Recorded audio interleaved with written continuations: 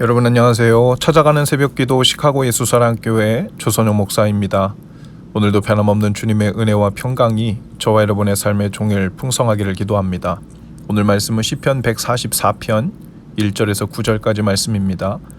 세번역 성경으로 읽어드리겠습니다. 나의 반석이신 주님을 내가 찬송하련다. 주님은 내 손을 훈련시켜 전쟁에 익숙하게 하셨고 내 손가락을 단련시켜 전투에도 익숙하게 하셨다.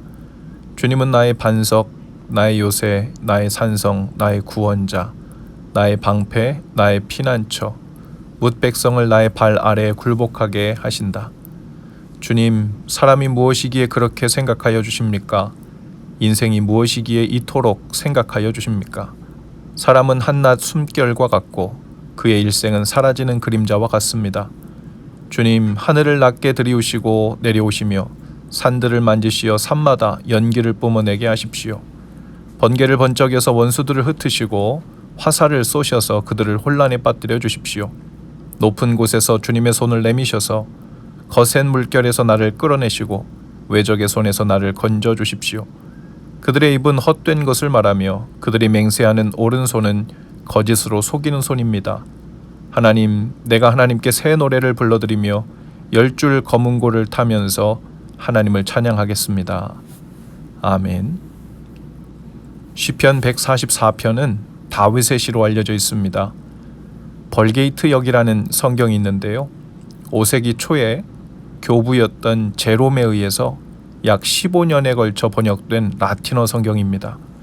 로마 가톨릭 교회에서 사용하는 공인된 성경이기도 한데요. 이 벌게이트 역에 의하면 시편 144편은 다윗이 골리앗을 이긴 때에 지은 것으로 전해지고 있습니다. 실제로 1절 말씀을 개역 성경에서는 이렇게 번역했어요. 그가 내 손을 가르쳐 싸우게 하시며 손가락을 가르쳐 전쟁하게 하시는도다. 내 손을 가르쳐 싸우게 하신다. 하나님이 손가락을 가르쳐 전쟁하게 하신다는 표현을 읽고 있으면 마치 다윗이 대적들로 둘러싸인 전장에서 특별히 골리앗을 앞에 두고는 하나님이 손가락과 손을 직접 가르치셔서 물맷돌을 돌리게 하시는 모습이 연상되기도 합니다. 다윗은 싸움 자체를 찬양하고 있지 않지요. 하나님께서 교만하고 힘센 골리앗을 쳐부술 수 있는 전술을 지금 다윗의 손에 직접 가르쳐 준 것을 그는 깨달았던 겁니다. 마치 하나님께서 그 팔을 조장하시고 그 손가락의 힘을 조절하게 하셔서 정확히 물맷돌을 던지게 하시는 것을 깨닫고 하나님께서는 자신의 손과 손가락을 가르쳐 싸우게 하시는 분이라는 표현을 한 것으로 보입니다. 그 싸움에서 다윗은 어떤 인간적인 갑주에 의존하지 않고 하늘의 갑옷과 투구를 갖추고 나갔던 것입니다. 다윗은 2절에서 하나님을 나의 반석이요, 나의 요새요, 나의 산성이요, 구원자요, 나의 방패요, 나의 피난처라고 고백하고 있습니다. 또 7절에서는 이렇게 고백합니다. 높은 곳에서 주님의 손을 내미셔서 거센 물결에서 나를 끌어올리시고 외적의 손에서 나를 건져 주십시오. 여기서 거센 물결이란 저항할 수 없는 압도적인 기세로 자신을 둘러싼 대적들을 비유한 것으로 보입니다. 그 외적의 손에서 나를 건져달라고 구하고 있는 것이죠. 그리고 8절에서 다윗은 이제 자신의 할 일을 이렇게 고백합니다. 하나님, 내가 하나님께 새 노래를 불러드리며 10줄 검은고를 타면서 하나님을 찬양하겠습니다. 다윗은 비파를 연주하는 사람이었습니다. 양들을 치다가도 비파를 연주하기도 했고 나중에는 사울이 정신병으로 인해 시달리자 다윗이 들려주는 비파 연주를 듣고 사울의 마음이 안정을 찾게 되었다는 이야기도 나오지요.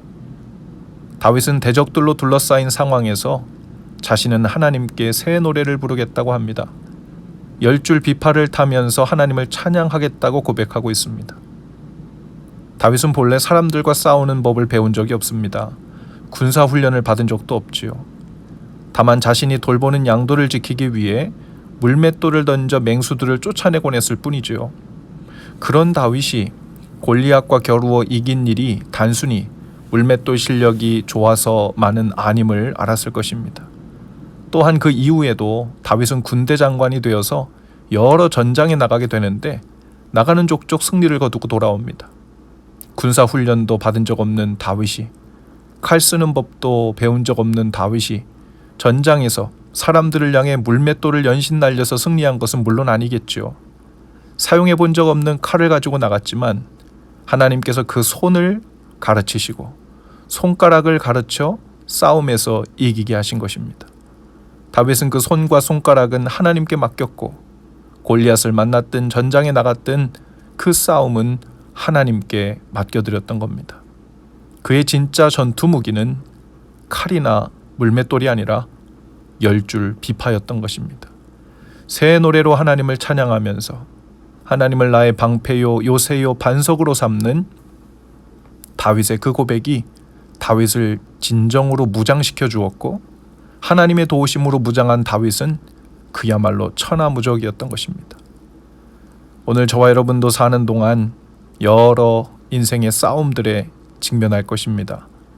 그러나 우리는 다름 아닌 주님을 의지하고 주님을 찬양하는 것으로 무장해야 할 줄로 믿습니다. 필요한 싸움들에서는 주님께서 가르쳐 주실 것입니다. 우리의 손과 손가락을 훈련시켜 주실 것이고 우리의 입술과 담대한 마음을 무장시켜 이기게 하실 것입니다.